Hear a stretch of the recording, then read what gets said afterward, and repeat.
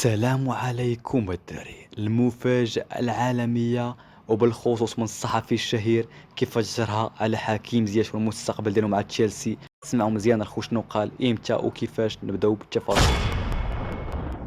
كما عارفين الخو، رغم اننا متابع المنتخب المغربي مركز عليه في المونديال، لكن هادشي مكيخليناش مركزوش على الاخبار ديال اللاعبين المحترفين المغاربه بحال شنا زياش كاين مع المنتخب، لكن الاخبار ديالو باقا حاليا على مستوى العالمي مع النادي ديالو. بحيث وفقا للصحفي جرايم بيلي قال لموقع 90 دقيقة بأن جناح تشيلسي زياش كيقترب باش يمشي لميلان على سبيل الإعارة، ومن المتوقع أن يحدث الإعارة في يناير. وقال الموقع بأن المتوقع أن يكون جناح تشيلسي مفتوحا للابتعاد عن ملعب ستانفورد بريدج بسبب عدم لعبه مع المدرب بوتر. وايضا الخوت التصريح ديالو اللي كان مورا ماتش كرواتيا، ملي كان سولو داك الصحفي على الوضع ديالو مع تشيلسي واش يقدر يغادر، قال بلي ما عارفش اش كاين واي حاجه نتوقع في كره القدم. يعني السيد يقدر يغادر بحيث انه صبر بزاف عامين ونص مع تشيلسي ونفس الوضعيه ديالو سواء مع توخيل سواء مع بوتر. يعني خاصو يدير شي اكسيون وهي الرحيل عن النادي هذا.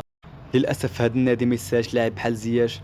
وبالنسبه للخبر على المنتخب المغربي، حكيمي جاهز لمباراه بلجيكا، وللاسف مزراوي حسب بي ان سبور قالت باللي إصابة مزراوي لاعب المغرب بتورم في العظمة العلوية للورك، ما يعني غياب عن لقاء بلجيكا المقبل. يعني غادي يغيب الماتش الجاي، لكن كنتمناو يكون واجد لكندا وعطيه الله راه قدم مباراة كبيرة في آخر ماتش، كتمناو يعطي نفس الحاجة. ولكن الحاجة اللي خايف منها بزاف هي لا تصاب شي لاعب من الأظهرة ديالنا حكيمي أو لا عطيه الله، وبالتالي هادشي غادي يدفع الركراكي باش يقلب على حلول أخرى كبوخلال اللي يلعب كظهير أيسر وظهير أيمن يقدر يقلب لاعب آخر.